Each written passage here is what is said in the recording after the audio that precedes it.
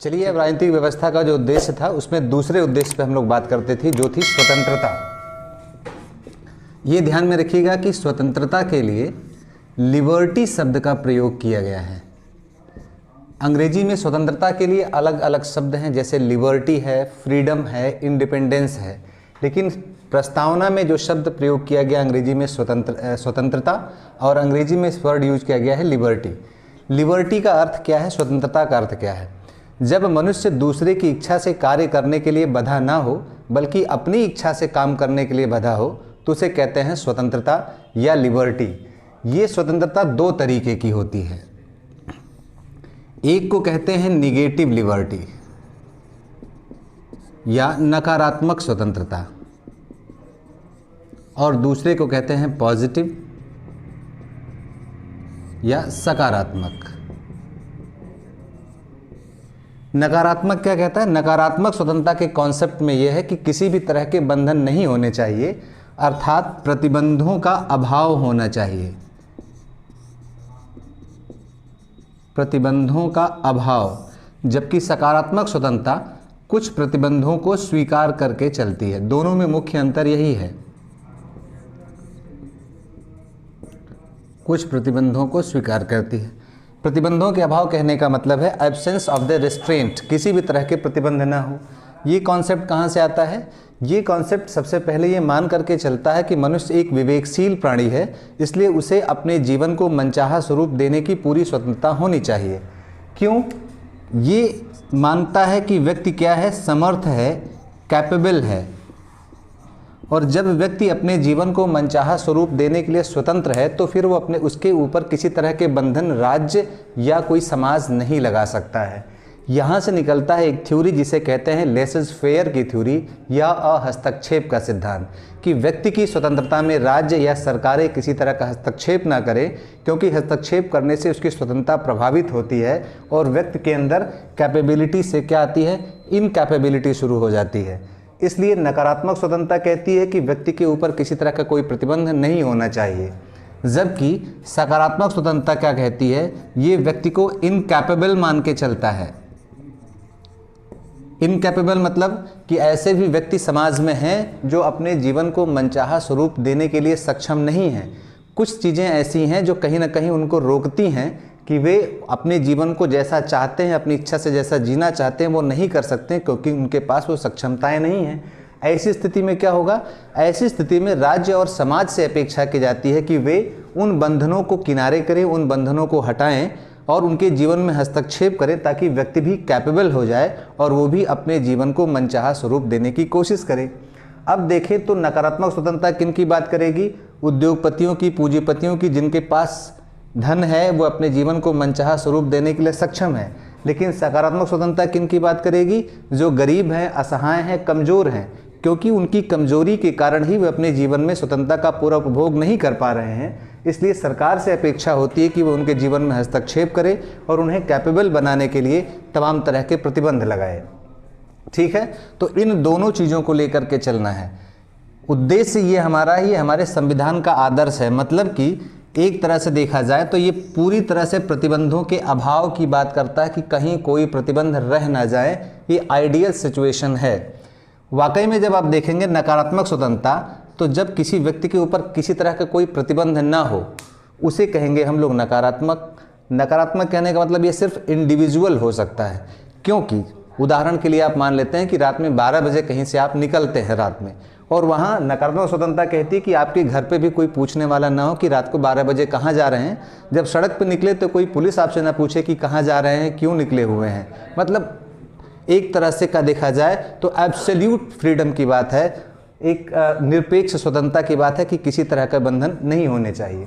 अब अगर ऐसी सिचुएशन होगी और सबके सब निकल जाएं, तो उस स्थिति में क्या होगा कि एक व्यक्ति की स्वतंत्रता किसी व्यक्ति की स्वतंत्रता में बाधित की स्वतंत्रता नहीं रह जाएगी। एक उदाहरण और समझते हैं। जैसे सड़क पे हमें गाड़ी चलाने का पूरा अधिकार है, स्वतंत्रता है, लेकिन हम टेढ़े मेढ़े चाहें कि गाड़ी चला सकते हैं और कह दें कि इसे कोई पुलिस वाला ना रोके या कोई अन्य व्यक्ति इसमें हस्तक्षेप ना करे। उस स्थिति में क्या, अगर हर व्यक्ति ऐसी स्वतंत्रता की मांग करेगा तो क्या सड़क पे कोई चल पाएगा? तो किसी भी व्यक्ति की स्वतंत्रता सड़क पे चलने की समाप्त हो जाएगी।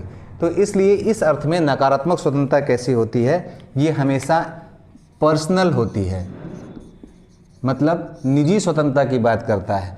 यहाँ क्या कहता है कि अगर किसी व्यक्ति को कैपेबल बनाना है, समर्थ बनाना है, तो हमें दूसरे की स्वतंत्रता को रोकना पड़ेगा।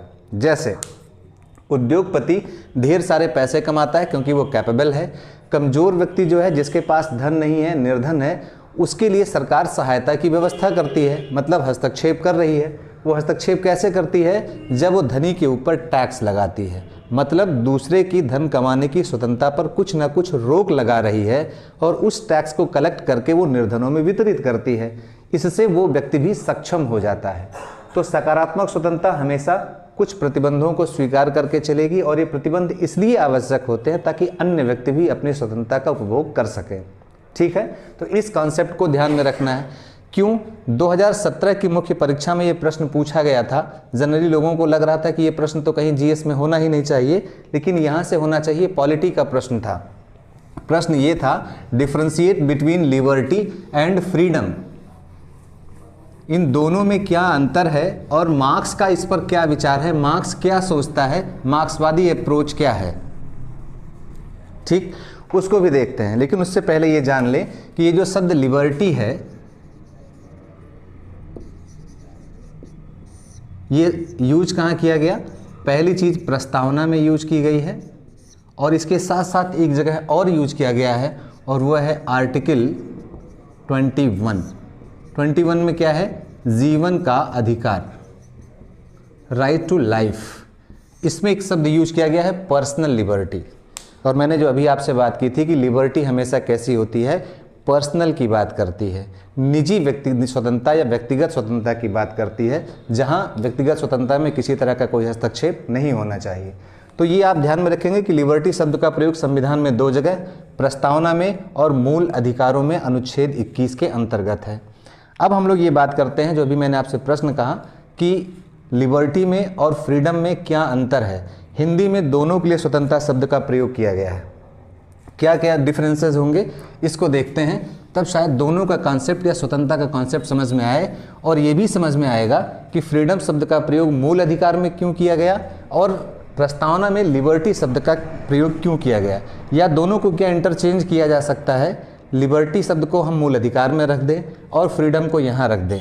इस बात पर भी लेकर के संविधान सभा में बहस हुई थी, और उन्हीं बहस के आधार पर, उन्हीं वाद विवाद के आधार पर इसे हम समझने का प्रयास करेंगे। तो देखते हैं, पहला शब्द है लिबर्टी और दूसरा शब्द है फ्रीडम।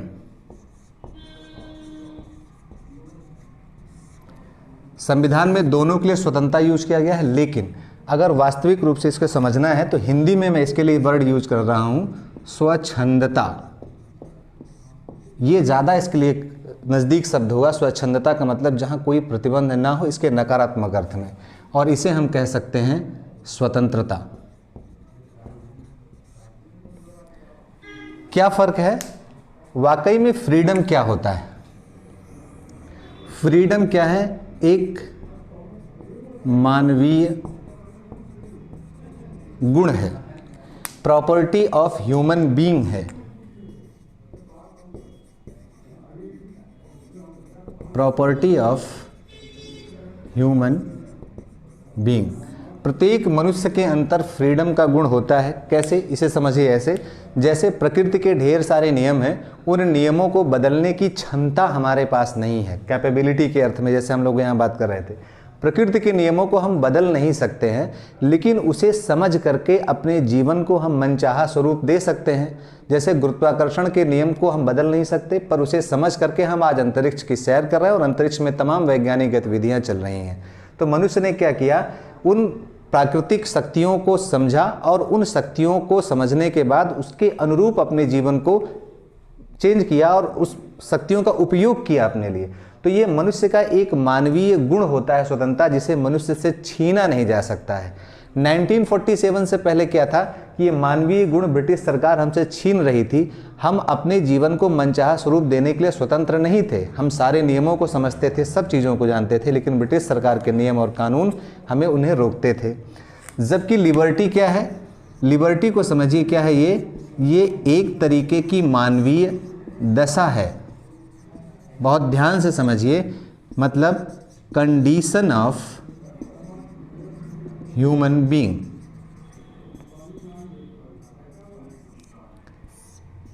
दशा का क्या मतलब है कि मनुष्य की तमाम अलग अलग परिस्थितियों में काम करता है। उन परिस्थितियों के अकॉर्डिंग ही व्यक्ति कैपेबल होता है और इनकैपेबल होता है। तमाम तरह के ऐसे आपने मिथ सुने होंगे, तमाम तरह के पौराणिक कथाएं सुनी होंगी जहां बड़े से बड़ा धनुर्धर भी बिल्कुल बेकार हो जाता है क्योंकि वैसी परिस्थितियां उसे नहीं मिलती हैं। तो लिबर्टी का मतलब एक तरह की मानवीय दशा, कंडीशंस है। और ये कंडीशंस क्या करती है, जब हम किसी व्यक्ति के लिए कुछ कंडीशंस उत्पन्न कर देते हैं तो वो बेहतर तरीके से काम करने लगता है। और जब या अगर किसी व्यक्ति के ऊपर कुछ ऐसे कंडीशंस है जहां वो बेहतर काम नहीं करता है तो वो कंडीशंस हम हटा देते हैं। राज्य या समाज का काम यही है कि व्यक्ति अपनी स्वतंत्रता का उपभोग तब कर सकता है जब कुछ मानवीय दशाएं, कुछ परिस्थितियां ऐसी पैदा की जाएं। ठीक है, जैसे आपने सरकारों को देखा होगा कि सरकार की तमाम योजनाएं होती हैं जो व्यक्ति को कैपेबल बनाने के लिए होती हैं, ऐसी दशाएं उत्पन्न करता है। जैसे एक निर्धन व्यक्ति है, वो कुछ बिजनेस करना चाहता है, व्यवसाय करना चाहता है, इनकम करना चाहता है, लेकिन उसके पास क्या है, धन नहीं है। और व्यवसाय की पहली आवश्यकता क्या होती है, पूंजी।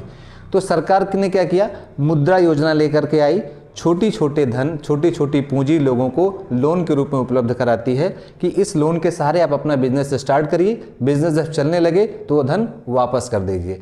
उस छोटी सी मुद्रा लोन ने क्या किया, उसके लिए परिस्थिति पैदा कर दी व्यवसाय को शुरू करने की, और वो व्यक्ति अपने जीवन को मनचाहा स्वरूप देने में सक्षम हो गया क्योंकि अब उसकी अर्निंग शुरू हो गई, उसका व्यवसाय शुरू हो चुका है और वो छोटी सी मुद्रा भी उसे लोन ब्याज के सहित वो वापस कर देता है। तो इस अर्थ में लिबर्टी का मतलब क्या होता है कि कुछ कंडीशंस हैं, उन कंडीशंस को क्या करना है, सरकार या तो क्रिएट करे, और अगर कुछ बाधाएं ऐसी हैं जो उनके जीवन को प्रभावित करती हैं तो उन बाधाओं को हटाने का काम करेगा। जबकि फ्रीडम एक तरह का मानवीय गुण है और ये गुण ऐसा है जो व्यक्ति में निहित ही होता है, जिसे छीना नहीं जा सकता है। और इसीलिए जब भी फ्रीडम मूवमेंट होता है कहीं भी तो हर कोई उसका सपोर्ट करता है। आपने देखा होगा कहीं भी लिबर्टी के लिए मूवमेंट नहीं होता है, फ्रीडम मूवमेंट। हम अपने स्वतंत्रता आंदोलन को क्या कहते हैं, इंग्लिश में फ्रीडम मूवमेंट कहते हैं, कहीं लिबर्टी मूवमेंट नहीं करते, क्योंकि ये दशा कैसा होता है, ये बाह्य है, ये कभी भी बनाई जा सकती है, हटाई जा सकती है। इस अर्थ में लिबर्टी क्या होती है, बाह्य होती है, एक्सटर्नल होती है। मतलब बाह्य परिस्थितियां क्रिएट कर दिया, हम काम करने लगे, कुछ बाधाएं थी उन बाधाओं को हटा दिया, हम काम करने लगे। जबकि फ्रीडम क्या है, फ्रीडम हमेशा इंटरनल होता है, ये आंतरिक होता है, ये प्रत्येक व्यक्ति में निहित है। और ये आंतरिक चीज़ है क्या, ये आंतरिक चीज़ है हमारा सेल्फ डिटर्मिनेशन। सेल्फ डिटर्मिनेशन का मतलब है आत्मनिर्णय। प्रत्येक व्यक्ति को आत्मनिर्णय का अधिकार होना चाहिए। पूरे स्वतंत्रता आंदोलन के दौरान हम लोग अंग्रेजों से यही तो मांग रहे थे कि हमें आत्मनिर्णय का अधिकार हो, कि हमारे देश की दशा और दिशा क्या होगी ये अंग्रेज या कोई अंग्रेज अधिकारी बैठ के तय नहीं करेगा, बल्कि भारतीयों की दशा और दिशा का निर्माण कौन करेगा, भारत के लोग स्वयं करेंगे। इसीलिए हम कहते हैं ये फ्रीडम मूवमेंट था, ठीक है, क्योंकि ये हर व्यक्ति के अंदर आत्मनिर्णय निहित है। एक विचारक है ज्यां पाल सार्त्र, फिलॉसफर है फ्रांस का, उसने कहा कि वाकई में मनुष्य जो है वो निर्णय लेने के लिए बाध्य है। ऐसा कोई क्षण नहीं होता है कि जब हम निर्णय नहीं लेते हैं। उसने कहा कि निर्णय ना लेना भी तो एक निर्णय है। तो इसलिए ये व्यक्ति की मानवीय गुण है कि व्यक्ति हमेशा निर्णय लेता ही लेता है।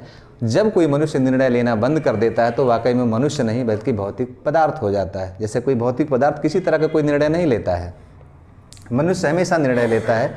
इस अर्थ में ये मानवीय गुण। तो दोनों में पहला अंतर क्या है कि एक मानवीय दशा का संकेत करता है, एक मानवीय गुण है।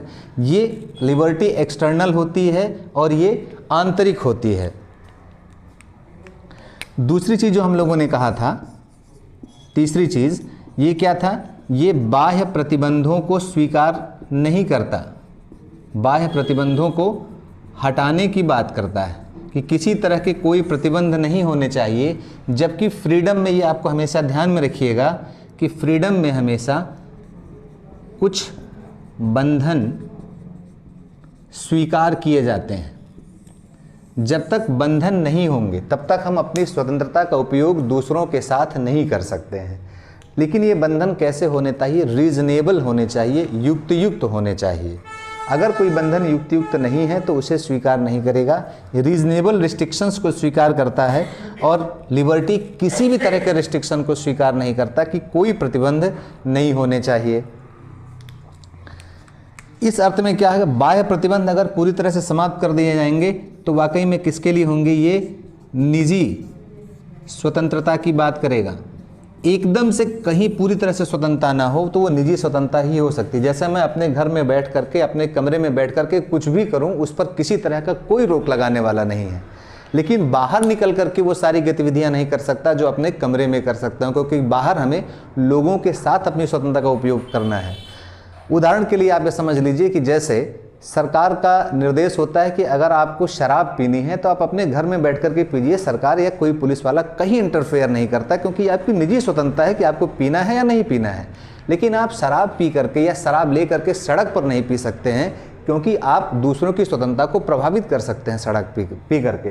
तो वहाँ क्या है कि ये निजी स्वतंत्रता की बात करता है, जबकि फ्रीडम क्या करता है, ये कलेक्टिव की बात करता है, कलेक्टिव फ्रीडम की। तो इसमें कलेक्टिवनेस है, सामूहिकता की बात है।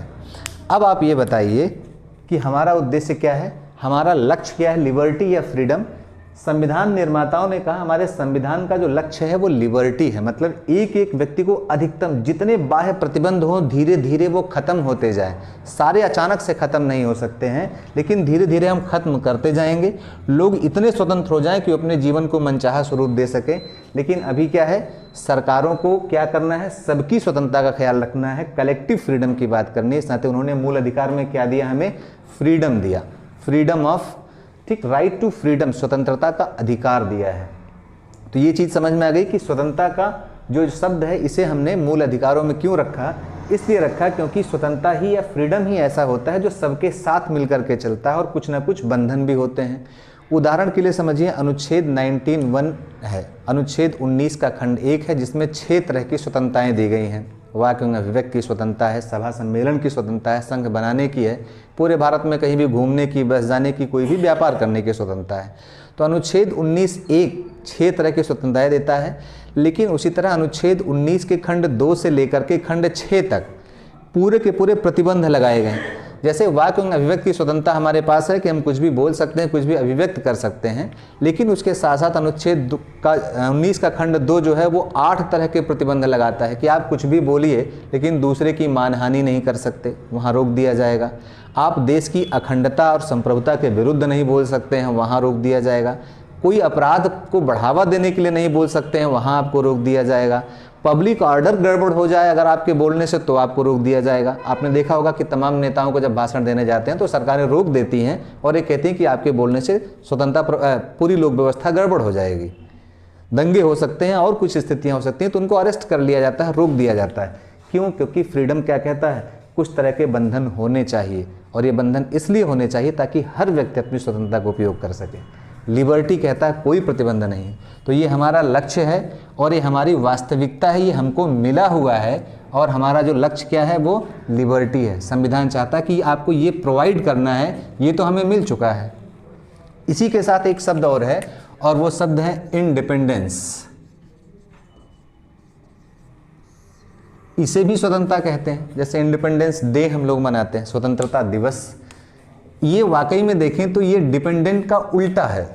डिपेंड का मतलब होता है निर्भर, और निर्भर किस पर होंगे हम, जो हमसे ऊपरी सत्ता होगी या हमसे जो श्रेष्ठ होगा उसी के ऊपर निर्भर होते हैं।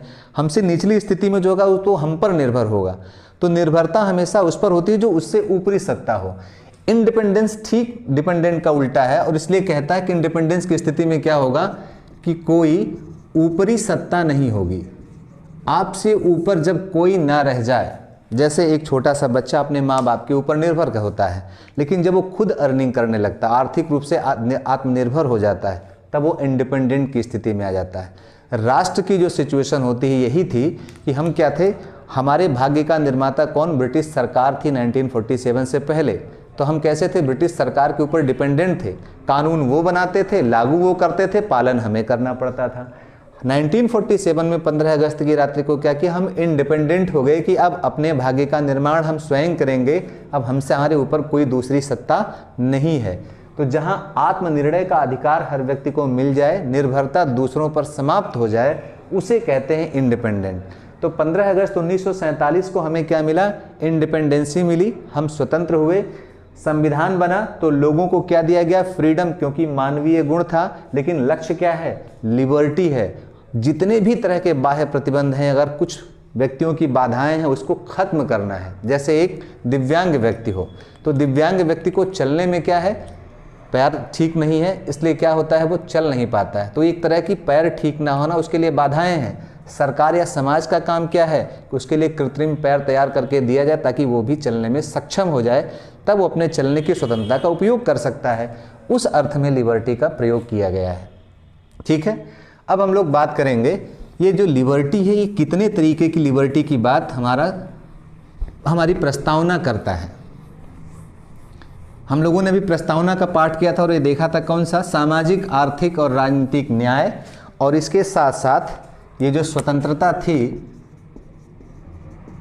या लिबर्टी, उसमें बात की गई सामाजिक, आर्थिक और राजनीतिक न्याय। इसके अलावा स्वतंत्रता कौन कौन सी की गई थी? विचार की स्वतंत्रता मतलब थॉट, दूसरा अभिव्यक्ति एक्सप्रेशन, विश्वास बिलीफ, धर्म फेथ, और पांचवी है उपासना या इसे कहते हैं वर्शिप। जैसे मैंने आपको बताया था कि वो चार चीज़ें, जो चार उद्देश्य, उसे उसी सीक्वेंस में याद रखना है, उसी सीक्वेंस में इसको भी याद रखना है। प्रीलिम्स परीक्षाओं में अक्सर इन्हें सीक्वेंस में लगाने के लिए दिया जाता है। उत्तर प्रदेश पीसीएस में भी कई बार ये प्रश्न पूछे गए हैं। इन 5 शब्दों को देता है और कहता है कि इन्हें ऑर्डर से लगाइए, कि पहले क्या चीज़ आती है, उसके बाद क्या चीज़ आती है। इसको रटना नहीं है, रटने से आप हमेशा कंफ्यूज होंगे। करना क्या है? देखिए, ये विचार क्या है? ये वाकई में जब हम मान करके चलते हैं कि मैंने अभी आपसे बात की थी कि लिबर्टी क्या मान करके चलती है कि मनुष्य एक विवेकशील प्राणी है, उसके पास रीज़न है। रीज़न या विवेकशील कहने का मतलब क्या है कि उसके अंदर मस्तिष्क में प्रक्रियाएं चलती रहती हैं। किस चीज़ की? थिंकिंग प्रोसेस है, विचार की शक्ति चलती रहती है। तो कुछ भी सोचने की, कुछ भी करने की तो अलग है। पहले कुछ भी हम करते हैं तो क्या आता है? सबसे पहले उसका विचार हमारे मस्तिष्क में आता है। तो ये विचार की स्वतंत्रता सबसे पहले होनी चाहिए। ठीक है, कुछ भी सोचने की स्वतंत्रता है, यहाँ पर किसी तरह के कोई बंधन नहीं है। तो पहला ये कहता है विचार की स्वतंत्रता। वाकई में हम किसी भी चीज़ को एक्सप्रेस तब करते हैं, अभिव्यक्त कब करते हैं? जब पहले हमारे ऊपर, हमारे मस्तिष्क में विचार आता है।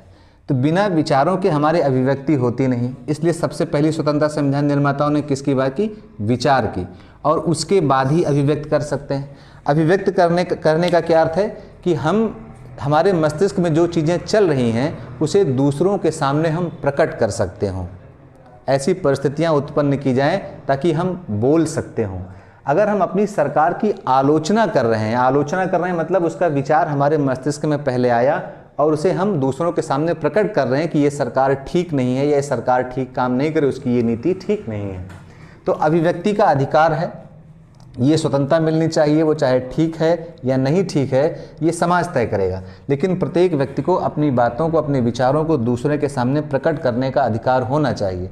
इसीलिए जब कोई सरकारें हमारी अभिव्यक्ति को रोकती हैं तो ऐसी सरकारों को क्या कहते हैं? हम ठीक नहीं कहते हैं कि ऐसी सरकारें ठीक नहीं हैं, डेमोक्रेटिक नहीं हैं। वो कैसी हो जाती हैं? तानाशाही हो जाती हैं, जो हमारी अभिव्यक्ति को रोकती हैं, क्योंकि हमारी स्वतंत्रता प्रभावित होती है। अब आते हैं तीसरी चीज़ पर, वो है विश्वास, बिलीव, और दूसरा है फेथ। यहाँ आपको ध्यान में रखना है इस शब्द को और इस शब्द को। हिंदी में शब्द यूज किया गया है धर्म प्रस्तावना में, जबकि अंग्रेजी में उसके लिए यूज किया गया है फेथ। सामान्यतः हम लोग जानते हैं कि धर्म की अंग्रेजी होती है रिलीजन, और हमें अनुच्छेद 25 में से लेकर के 28 तक जो धर्म की स्वतंत्रता का अधिकार है, वहाँ पर शब्द यूज किया गया है रिलीजन। यहाँ शब्द कहता है धर्म के लिए फेथ। तो संविधान निर्माताओं ने बड़े सोच समझ करके ये शब्द रखा होगा, यहाँ रिलीजन नहीं रखा गया, लेकिन मूल अधिकारों में रिलीजन रखा गया। फ़र्क क्या है? ये फ़र्क तब समझ में आएगा जब आप बिलीफ और फेथ इन दोनों में अंतर समझें। फेथ को अगर देखा जाए तो शुद्ध भाषा में कहें, फेथ की कह सकते हैं आस्था, सामान्यतः फेथ को हम इसी अर्थ में समझते हैं, लेकिन संविधान में धर्म का प्रयोग किया गया। बिलीफ क्या होता है? बिलीफ होता है जब हम किसी तथ्य पर, किसी वस्तु पर, किसी व्यक्ति पर, किसी विचार पर हम प्रामाणिक मान करके उसे सत्य स्वीकार कर लेते हैं या सत्य स्वीकार करने की भावना होती है। ध्यान में रहे, विश्वास हमें किसी पर तब होता है जब हम उसे सत्य मानते हैं, पर यह सत्यता किस पर होता है? ये किसी न किसी प्रमाण पर आधारित है। जब हम आपसे कहते हैं कि अनुच्छेद 19(1) में ये लिखा हुआ है तो आप मुझसे प्रमाण मांग सकते हैं, और हम जब प्रमाण देंगे कि ये देख लीजिए संविधान में अनुच्छेद में ये लिखा है, तो आप उसे सत्य मान लेते हैं कि ये सारी चीज़ें हैं। मतलब कि आपको उन कथनों पर जो मैंने कहा उस पर आप विश्वास करते हैं। बिलीफ किससे बना है? बिलीव से। तो एक तरह का क्या है, ये ट्रस्ट है किसी वस्तु पर जिसे हम मान लेते हैं कि वो सत्य है, और इस सत्यता किस पर आधारित होती है? प्रमाणों पर आधारित होती है। फेथ क्या है? फेथ को आप समझिए एक तरह का स्ट्रांग बिलीफ। इतना ज़्यादा जब किसी पर विश्वास कर लेते हैं, बहुत हद तक आगे जा कर के, जहाँ किसी प्रमाण की आवश्यकता ही नहीं है। हम बार बार आपसे कहते रहें कि ये चीज़ सही है, आप प्रमाण मांगिए, हम प्रमाण देते रहें, बार बार प्रमाण देते देते फिर एक दिन क्या होगा कि हम जो भी कहेंगे और आप मान लेंगे कि वो चीज़ें बिल्कुल सत्य हैं, क्योंकि ये इन सर ने कहा है। तो ये स्ट्रांग बिलीफ, अब आप वहाँ पर प्रमाण की मांग नहीं करते। तो एक तरह से देखें तो फेथ में क्या होता है, यहाँ भी सत्य मानने की भावना होती है, लेकिन ये सत्य का आधार क्या होता है? ये गैर प्रमाणिक होता है। मतलब किसी प्रूफ पर बेस्ड नहीं होगा। जैसे किसी धार्मिक व्यक्ति का जो धार्मिक ज्ञान होता है वो आस्था का स्वरूप है, जब हम ईश्वर पर यकीन करते हैं। जैसे पत्थर में भी भगवान मान लेना किसी प्रमाण पर आधारित नहीं कि उस पत्थर में भगवान कैसे हो सकते हैं, या भगवान की सत्ता को ही स्वीकार कर लेना, किसी अलौकिक शक्ति को स्वीकार कर लेना जिसके लिए कोई प्रमाण हमारे पास नहीं है। जैसे विज्ञान में अथवा कहीं पर भी ईश्वर के अस्तित्व को लेकर के आज तक कोई प्रमाण नहीं है, लेकिन एक धार्मिक व्यक्ति ईश्वर के अस्तित्व को स्वीकार करके चलता है, और इसलिए उसे हम क्या कहते हैं? फेथ है। ईश्वर में उसकी आस्था है। ये नहीं कहते कि ईश्वर में उसका विश्वास है। जब तक आस्था क्या होगी, इसी का बड़ा रूप है। तो इसका मतलब कि अगर आपकी धर्म में आस्था है तो कभी न कभी विश्वास रहा होगा, विश्वास ही आगे चल करके आस्था का स्वरूप ले लेता है। अब ये शब्द फेथ का उपयोग क्यों किया गया है धर्म के लिए, ये समझते हैं। वाकई में जब हम अप्रामाणिक या गैर प्रमाणिक तथ्यों के आधार पर किसी चीज़ को सत्य मानते हैं, अधिकतर चीज़ें उसमें क्या हैं? सत्य, धर्म में है। क्यों धर्म में है? क्योंकि धर्म का अर्थ क्या है? पिछली वीडियो में हम लोगों ने चर्चा की थी। धर्म का मतलब होता है किसी अलौकिक सत्ता में विश्वास, और उस अलौकिक सत्ता के लिए हम कुछ ना कुछ प्रतीकों का प्रयोग करते हैं और ये मान करके चलते हैं कि उन प्रतीकों में उस ईश्वर की सत्ता विद्यमान है। जैसे हिंदू यूज करता है ओम, आपने तमाम लोग देखा लॉकेट पहनते हैं ओम, ओम अपने घर पे लिख लेते हैं और मान के चलते हैं कि ईश्वर इससे हमारी रक्षा करेगा, या उसका पूरा का पूरा जो स्वरूप है वो उसमें निहित है। या आप ईसाइयों को देखते होंगे तो क्रॉस का चिन्ह बना करके चलते हैं, वो उसमें मान करके चलते हैं कि ईश्वर की सत्ता, ईसा मसीह की सत्ता इसमें विद्यमान है। तो किसी न किसी अलौकिक सत्ता में विश्वास, और अलौकिक सत्ताओं को किसी भी प्रमाण से प्रमाणित नहीं किया जा सकता है, इसीलिए हम क्या कहते हैं? उन्हें धर्म कहते हैं। और जैसे ही कोई धर्म होता है वो किस पर आधारित हो जाता है? फेथ पर, क्योंकि फेथ में किसी प्रमाण की आवश्यकता नहीं है। ऐसे भी समझे जैसे हम बादल देख करके ये कहें कि अभी पानी बरस सकता है, तो आप बताइए कि बिलीफ होगा या फेथ? ये होगा बिलीफ, क्योंकि हमने जाना है, क्योंकि बादल से ही बारिश होती है। लेकिन बिना बादलों के भी कहने के भी ईश्वर चाहे तो बारिश कर सकता है, और अगर कोई व्यक्ति ऐसा मानता है तो उसका बिलीफ नहीं है, वो उसकी आस्था है ईश्वर में। ईश्वर चाहे तो कभी भी बारिश कर सकता है, बिना उसमें बारिश के लिए किसी प्रमाण की आवश्यकता नहीं, किसी विज्ञान की आवश्यकता नहीं है। इसीलिए यहाँ शब्द यूज किया गया फेथ का, लेकिन सामान्यतः आस्था कहाँ जन्म जाती है? धर्म की तरफ जाती है। इसलिए हिंदी में यूज किया गया शब्द धर्म को। फेथ अंग्रेजी में यहाँ रिलीजन क्यों नहीं यूज किया गया? रिलीजन यूज करने का मतलब फिर किसी न किसी अलौकिक सत्ता की ही बात होती। कुछ लोग ऐसे भी होते हैं जो किसी अलौकिक सत्ता में विश्वास नहीं करते, किसी न किसी विचार में विश्वास करते हैं, तब वो तो धर्म नहीं है। जैसे मान लीजिए मार्क्सवाद। मार्क्स एक व्यक्ति था जिसने कुछ बात की, उसके विचारों के आधार पर बहुत से लोग चलते हैं। वो विचार सत्य हैं या असत्य हैं इस बारे में कहीं कोई प्रमाण नहीं है, लेकिन फिर भी हम मार्क्स को सत्य मान करके चलते हैं। तो मार्क्सवाद कोई धर्म नहीं है, एक विचारधारा है, लेकिन फिर भी हम सत्य मान के चलते हैं। तार्किकता पर आधारित जहाँ मान लेते हैं तो हम उसमें हमारी फेथ हो जाती है और उसके लिए कुछ प्रतीक बना लेते हैं। जैसे आपने सभी मार्क्सवादियों को देखा होगा तो सबका एक प्रतीक चिन्ह है और वो प्रतीक चिन्ह क्या है? रेड कलर, लाल रंग। समाजवादी लाल रंग की टोपी पहनते होंगे, मार्क्सवादी सारे लाल रंग को झंडा लेकर के चलते हैं। तो आप इन लोगों को क्या, क्योंकि सबके बीच में मार्क्सवाद है और मार्क्स क्या कहता है? लाल रंग को क्रांति का स्वरूप मान के चलता है। क्या कहीं पर यह प्रमाण है कि क्रांति के लिए सिर्फ लाल रंग का ही प्रयोग हुआ होगा? क्या सफ़ेद रंग से क्रांति नहीं हुई है? हुई है, लेकिन हम क्रांति का प्रतीक मान लिए हैं मार्क्स को, और मार्क्स लाल रंग को लेकर के चलता है। इसलिए लाल रंग क्या हो गया? उनकी आस्था का प्रतीक हो गया है। हर समाजवादी, हर मार्क्सवादी, हर साम्यवादी लाल रंग को अपनी आस्था मान के चलता है। नक्सलवादियों को भी सुना होगा, वो लाल सलाम कहते हैं। तो लाल सलाम कहने का मतलब है कि लाल रंग में उनकी आस्था है, ना कि बिलीफ। ठीक है, तो विश्वास में और फेथ में अंतर ये होता है। ठीक, और अच्छी तरह समझते चलें तो अगर हम देखा जाए, यहाँ देखते हैं फेथ और बिलीफ को। फेथ और ये क्या है? फेथ, ये ध्यान में रखिएगा कि फेथ हमेशा अपरिवर्तनीय होता है। एक बार जिस पर हमारा फेथ या ट्रस्ट हो गया उसे हम जल्दी परिवर्तित नहीं करते हैं। ईश्वर में अगर हमारी है सत्ता, हम मान के चलते हैं कि ईश्वर की सत्ता है, तो वो जल्दी बदलती नहीं है, जीवन पर्यंत चलती रहती है। बिलीफ क्या होता है? ये परिवर्तनीय होता है। परिवर्तनीय इस अर्थ में कि आज अगर किसी चीज़ के लिए प्रमाण उपलब्ध है तो हम उसे सत्य मान करके चलते हैं। कल को अगर उसके लिए प्रमाण उपलब्ध हो गया कि ये असत्य है तो हम उसे असत्य मान लेते हैं। हमारा बिलीफ चेंज हो जाता है। जैसे पहले मान के चला जाता था विज्ञान में कि सबसे छोटी चीज़ क्या है? अणु है। बाद में और चीज़ें रिसर्च हुई तो कहा गया नहीं, परमाणु है सबसे छोटी चीज़, तो हमारा विश्वास परमाणु पर हो गया। फिर और आगे जब रिसर्च किए गए तो पता चला कि परमाणु के अंदर भी 3 चीज़ें होती, इलेक्ट्रॉन, प्रोटॉन और न्यूट्रॉन। तो हम सबसे छोटी चीज़ किनको मान के चलते हैं? इलेक्ट्रॉन, प्रोटॉन और न्यूट्रॉन को। और आगे जाएंगे, अगर विज्ञान और प्रमाण लेकर के आता है तो हम फिर हमारा विश्वास वहाँ चेंज होता जाएगा। तो इस नाते विज्ञान बिलीफ पर चलता है और धर्म किस पर चलता है? आस्था पर। ये अपरिवर्तनीय होता है और ये परिवर्तनीय होता है।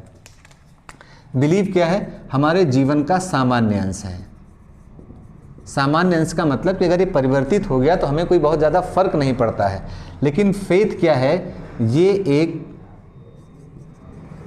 गहरी घटना है। गहरी घटना कहने का मतलब है कि अगर हमारा फेथ जब टूटता है तो जीवन हमारा संकट में आ जाता है।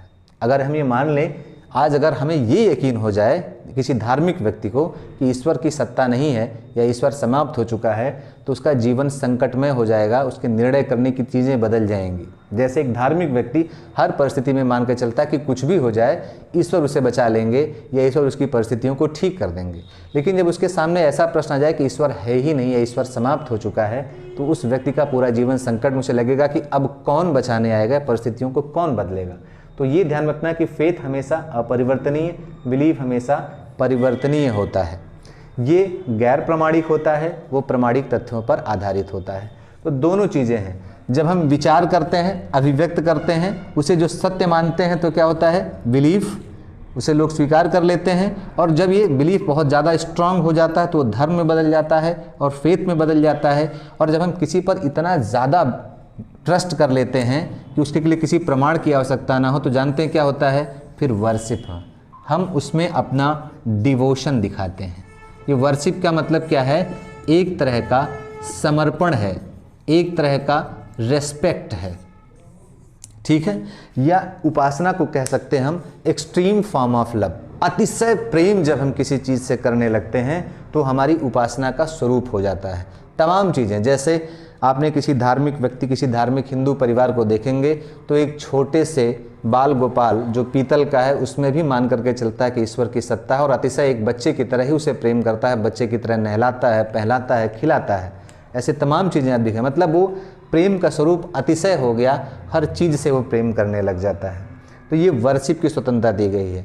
तो अब आपको ये रटना नहीं पड़ेगा, इस तरह से याद रखिए कि सबसे पहले मस्तिष्क में विचार आता है, फिर हम उसे एक्सप्रेस करते हैं, और जब एक्सप्रेस करते हैं तो दूसरा व्यक्ति उसे या तो प्रमाणिक मानेगा या अप्रमाणिक। प्रमाणिक मानता है तो विश्वास करेगा, अप्रमाणिक अगर है बार बार उस पर आस्था ज़्यादा विश्वास हो जाएगा तो उस पर वो फेथ करेगा, और फेथ जैसे उत्पन्न होगा वैसे वर्शिप उत्पन्न होगी अपने आप। जैसे मार्क्सवादी मार्क्स की पूजा करते हैं, भले ही ईश्वर नहीं है वो। जो धार्मिक हैं वो ईश्वर की पूजा करते हैं और उसमें अनंत शक्तियाँ मान करके चलते हैं। तो इन अर्थों में आपको इसको समझना है और इस तरह से याद रखना है। अब क्या है, अब आप ये ध्यान में रखिएगा कि ये संविधान में कहाँ कहाँ इसके अतिरिक्त दिए गए हैं। विचार, अभिव्यक्ति, विश्वास, धर्म और उपासना की स्वतंत्रता या इन लक्ष्यों को प्राप्त करने के लिए संविधान में कौन से प्रावधान किए गए। तो विचार और अभिव्यक्ति ये दोनों अभी हम लोगों ने देखा है कि ये आर्टिकल 19(1)A में स्पष्ट लिखा हुआ है स्वतंत्रता के अधिकार में कि भारत के प्रत्येक नागरिक को विचार और अभिव्यक्ति की स्वतंत्रता मिलेगी। और इसके अलावा विश्वास, धर्म और उपासना की स्वतंत्रता ये दिया हुआ है आर्टिकल 25 में। ये दोनों मूल अधिकार हैं, ठीक है। तो विश्वास, धर्म और उपासना की स्वतंत्रता ये यहाँ पर 19 में दी गई है और ये 25 में दी गई हैं। इसे इसी सीक्वेंस में ध्यान में रखना है और ये बार बार पूछा भी जाता है।